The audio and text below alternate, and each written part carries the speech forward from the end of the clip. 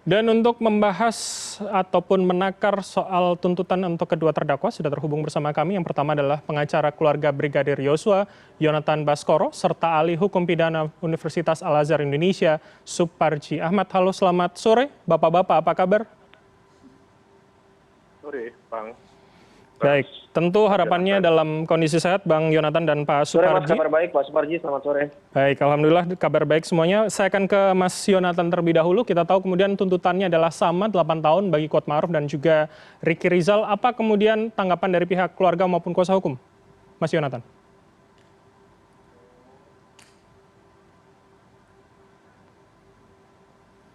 Mas Yang Yonatan? mau saya sampaikan di sini yang pertama adalah apapun itu tuntutan dan hukumannya tidak akan pernah mengembalikan. Ada yang setimpal terkait dengan hilangnya nyawa almarhum. Sekalipun harus dituntut mati. Gitu. Karena apalagi kita tahu ada RKUHP yang baru yang bagaimana setelah 10 tahun itu bisa dianulir hukuman matinya. Tetapi yang saya mau sampaikan di sini adalah di dalam membacakan tuntutannya, jaksa penuntut umum sudah meyakini bahwasannya 340 itu sudah terbukti. Justru yang jadi pertanyaan kami dan keluarga, ketika itu sudah terbukti, ini 340, ancaman hukumannya tidak main-main. Tetapi kenapa justru hukumannya menurut kami tentu sangat-sangat ringan, yaitu 8 tahun. Nah, dari situ kita lihat padahal bagaimana yang disampaikan oleh jaksa penuntut umum, kronologis, keikutsertaannya, keterlibatannya itu sebetulnya sudah sangat jelas dan kami pun tidak membantah. Tetapi yang kami heran, dengan sungguh sangat jelas jaksa penuntut umum membacakan itu dalam jangka waktu yang cukup lama tadi, tetapi hanya 8 tahun, tentu ini tidak setimpal. Mas Yonatan, artinya keluarga berharap hukuman mati ataupun seumur hidup ini untuk semua terdakwa, bukan hanya kemudian Verdi Sambo saja sebagai terdakwa utama, begitu Mas Yonatan? Ya, seperti apa yang saya sampaikan, apapun itu hukumannya tidak setimpal. Tetapi kalau kita melihat memang aktor intelektual ini kan adalah Verdi Sambo, tetapi keterlibatan dan perbantuan ya secara aktif begitu yang disampaikan oleh jaksa penuntut umum seharusnya tidak 8 tahun begitu. Kami tidak mau mengadili karena kami tidak punya kewenangan untuk mengadili. Tetapi kalau kami berharap tentu masyarakat pun juga sama seperti kami keluarga, apalagi keluarga begitu. Hukuman 8 tahun ini menurut kami terlalu ringan. Oke, baik. Saya rasa begitu.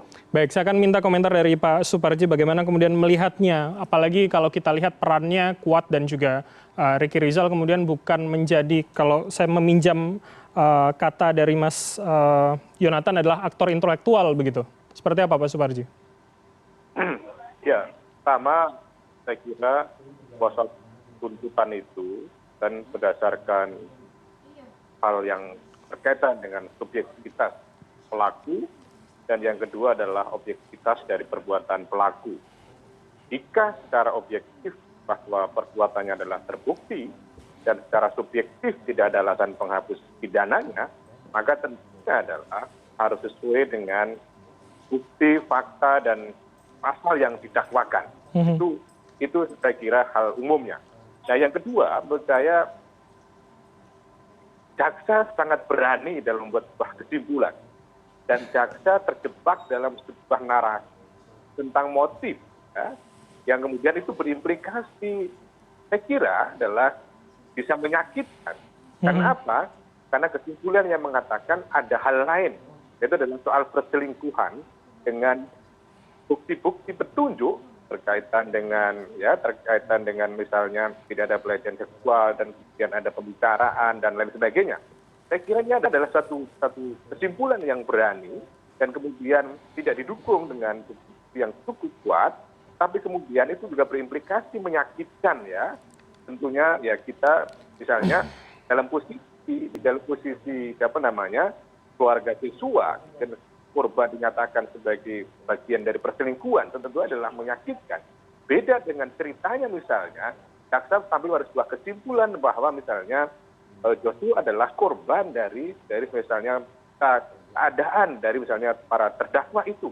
Nah kemudian yang ketiga menurut saya bahwa salah satu yang dijadikan dasar pembuktian yang paling kuat adalah soal poligraf tentang ya ketidakjujuran atau kemudian tentang prosentase bohong dari masing-masing terdakwa yang kemudian itu menjadi satu dasar yang cukup signifikan yang paling diperhitungkan dalam menentukan sebuah tuntutan. Nah, pada sisi yang lain adalah menurut saya kira betul bahwa ketika terbukti secara sah meyakinkan pembunuhan berencana dan kemudian turut serta dan pembunuhan berencana, tapi kemudian tuntutannya adalah 8 tahun, maka menimbulkan pertanyaan, hal apa yang meringankan yang begitu jauh dari tuntutan pasal 340 tadi itu menjadi 8 tahun. Baik. Menurut saya ini adalah sebuah misteri yang kemudian harus ada sebuah jawaban. Logikanya apa 8 tahun tadi itu? Baik. Apakah ada hal-hal yang meringankan atau tidak? Atau kemudian itu cukup meringankan secara drastis begitu? Baik. Karena sekali lagi bahwa jaksa mengatakan terbukti secara sah dan meyakinkan turut serta dalam pembunuhan berencana. Pak Suparji, yang ini lain saya kira juga menarik ada menyamakan para kuat makhluk dengan Ricky, mana tuntutannya 8 tahun. Duanya adalah pada posisi yang berbeda. Satu adalah penegak hukum sebagai polisi, satu kepada sipil. Artinya ada pertimbangan yang memberatkan kepada penegak hukum dibandingkan dengan sipil.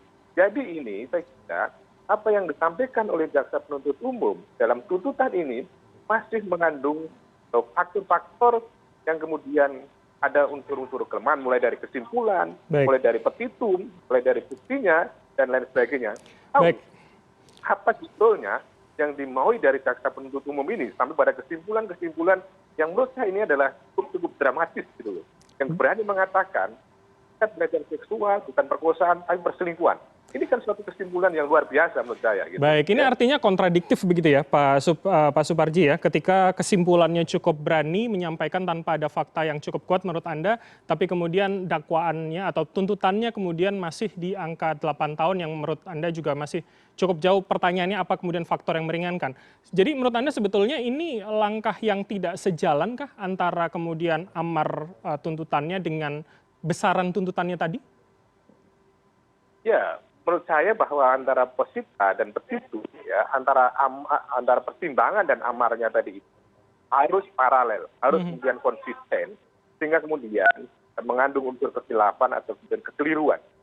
Kemudian yang kedua adalah ketika sekali lagi yang paling penting adalah bahwa dalam pertimbangannya adalah mengatakan secara sah dan meyakinkan terlibat dalam pembunuhan berencana. Tetapi kemudian adalah loncat dari 8 tahun. Kemudian pertimbangan apa yang menyebabkan itu menjadi 8 tahun tadi itu. Oke. Bahwa yang tanya ini adalah ya pada satu sisi ya baru sekali melakukan kejahatan atau kemudian sopan dan santunnya itu adalah pertimbangan-pertimbangan yang kemudian adalah bersifat makro. Nah, pada sisi yang lain, yang bersangkutan juga memberatkan adalah berbelit-belit, tidak kooperatif. Kemudian tentunya ini adalah lebih banyak memberatkan daripada meringankan. Tetapi sekali lagi bahwa tentunya itu adalah kewenangan yang dimiliki oleh jaksa penuntut umum. Ya. Oke, saya akan ke Mas Yonatan. Kalau tadi ini menarik ketika dikatakan apa kemudian pertimbangan meringankan, seharusnya Pak Suparji mengatakan juga harusnya ada perbedaan antara terdakwa sipil dan juga penegak hukum begitu. Bagaimana menurut keluarga, haruskah ada perbedaan misalkan pada terdakwa yang berasal dari kepolisian harus lebih berat, mengingat ini kemudian adalah sebuah kelalaian dalam tugasnya? Ya, siapapun yang terlibat dan terbukti bersalah harus mendapatkan hukuman yang setimpal. Namun jika pertanyaannya adalah bagaimana dengan aparat keamanan, ya tentu saja itu merupakan dasar pemberat yang dimana kalau kita melihat ke KUHP kita, jika dia adalah pejabat negara begitu ya, memiliki jabatan, tentu itu hukumannya sebetulnya ditambah sepertiga. Saya sangat setuju dengan apa yang disampaikan oleh Pak Suparji. Jika yang disampaikan oleh jaksa penuntut umum tadi dasar peringannya adalah berkelakuan baik selama di persidangan, belum pernah dihukum sebelumnya, lalu memiliki tanggung jawab anak-anak yang masih kecil. Oke lah kalau itu menjadi dasar peringan, kami juga tidak akan mendebat itu. Tetapi ketika yang disampaikan adalah 8 tahun dengan melihat dasar pemberatnya, ya tentu tidak setimpal dengan apa yang meringankan. Apalagi sah, meyakinkan secara hukum terbukti 340. Jadi saya rasa untuk 8 tahun ini ngadi-ngadi tuntutannya kalau kata kami. Apalagi kata keluarga begitu. Oke, tapi sudah Anda komunikasikan dengan pihak keluarga. Apa kemudian tanggapan dari pihak keluarga? Kalau di paket berita tadi kita mendengarkan bahwa pihak keluarga ibunya yaitu Rosti Simanjuntak mengatakan harapannya adalah hukuman mati bagi semua terdakwa. Apakah putusan atau tuntutan hari ini 8 tahun kepada kedua terdakwa ini sudah bisa diterima atau kemudian ada respon dan reaksi lain begitu? Kalau kami menghubungi keluarga secara langsung, tim kuasa hukum memang belum ya, karena kita ketahui sendiri baru beberapa jam yang lalu ketika tuntutan dibacakan oleh jaksa penuntut umum kepada Ricky Rizal, walaupun Kuat Maruf sudah terlebih dahulu.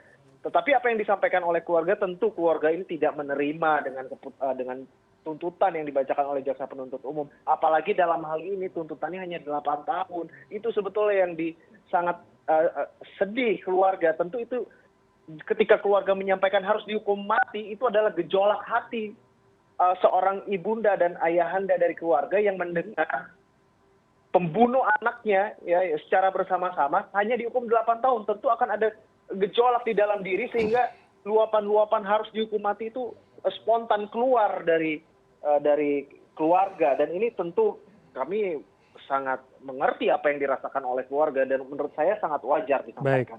Tetapi pada dasarnya kami tim kuasa hukum dan keluarga masih percaya dan optimis terhadap penegakan hukum di Republik ini. Dalam hal ini akan diputus oleh majelis hakim yang berwenang mengadili perkara ini, akan terus memeriksa perkara ini sampai di ujung nanti menjatuhkan vonis seadil-adilnya. Saya masih percaya itu dan keluarga juga masih percaya itu. Oke. Sebelum kita ke sana, ini juga menarik bahwa saya akan menanyakan pada Pak Suparji, ketika dari perspektif hukum pidana begitu Pak, tadi disebutkan bahwa ada semacam relasi kuasa psikostruktural, ada kemudian pola patron klien antara Verdi Sambo dan juga terdakwa lainnya. Apakah ini sebetulnya bisa menjadi dasar untuk kemudian hanya tuntutan 8 tahun saja, atau jangan-jangan bisa lebih tinggi namun tidak sampai 20 ataupun hukuman mati atau seumur hidup misalkan? Ya, dalam konteks pertanggungjawaban pidana, itu kan menganut antara lain alas pidana, ya, berupa alasan pembenar atau kemudian alasan pemaaf. Kan.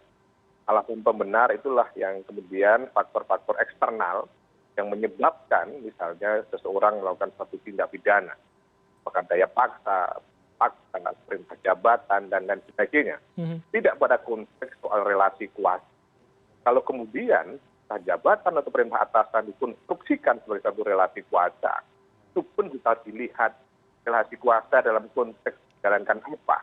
Tentunya yang kemudian bisa ditolerir itu adalah ketika ada sebuah perintah yang itu dalam rangka membela kepentingan umum, membela kepentingan banyak, membela kebenaran, kan dalam konteks melampiaskan dendam, dalam konteks ambisi pribadi dan lain sebagainya. Jadi menempatkan relasi kuasa sebagai kemudian yang dikonversi dari sebuah perintah jabatan, saya kira adalah tidak proporsional. Karena apalagi karena sekali lagi perintah jabatan tadi, perintah atasan tadi adalah di luar dalam konteks yang dibenarkan secara hukum. Misalnya yang dibenarkan untuk kemudian melakukan sebuah perbuatan melawan hukum itu misalnya ketika seseorang diperintah oleh atasannya untuk menembak pencuri, karena pencuri tadi membahayakan masyarakat. Tetapi kita lihat konstruksi kasus ini kan bukan dalam rangka itu. Dalam rangka sebuah dendam dan lain sebagainya. Dalam rangka sebuah emosi dan lain sebagainya. Menurut saya, relasi kuasa adalah sebuah justifikasi pembelaan yang sebetulnya tidak personal. Gitu loh. Oke, hanya kemudian justifikasi begitu ya. Pak, kalau kemudian kita lihat hari ini masih di Pak Suparji, ketika kita melihat tuntutannya adalah 8 tahun dan kedua terdakwa maupun pihak terdakwa diberikan waktu untuk memberikan nota pembelaan ataupun pledoi pada minggu depan. Apakah akan seperti apa, akan seberapa jauh nanti kemudian kemungkinan putusannya? Apa jangan-jangan lebih rendah dari 8 tuntutan ini, Pak? Ya, ini tuntutan dari jaksa penuntut ini kan umpan-umpan lambung yang kemudian bisa disambut dengan baik oleh pembela, oleh penasihat hukum. Karena apa? Ya, hal-hal kemudian bisa dikatakan dalam pledoi nanti itu.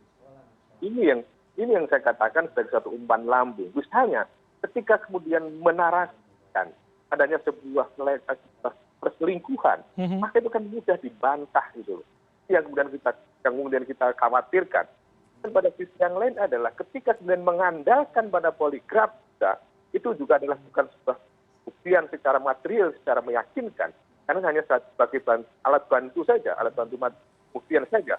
Jadi itu yang saya katakan tadi, memberikan celah, memberikan ruang pledoi yang begitu luas hasiat hukum. Namun tentunya ada kemungkinan bahwa berdasarkan tadi itu bisa vonisnya lebih rendah, bisa juga all triple, ya artinya melebihi dari tuntutan. Dan itulah yang kemudian kita harapkan dari majelis hakim untuk memberikan putusan yang seadil-adilnya, meskipun di luar tuntutan yang disampaikan oleh jaksa penuntut umum. Kemungkinan itu masih ada, karena tadi hakim sudah punya keyakinan sendiri. Ya. Baik, ini menarik kemudian Anda menggunakan frasa umpan lambung begitu. Apakah ini kemudian menjadi kekhawatiran bagi Mas Yonatan dan juga pihak keluarga, tapi jangan langsung dijawab. Kita akan jeda sejenak, usai jeda kita akan lanjutkan dialog bersama dengan Mas Yonatan dan juga Pak Suparji. Pemirsa tetaplah bersama kami di CNN Indonesia Newsroom.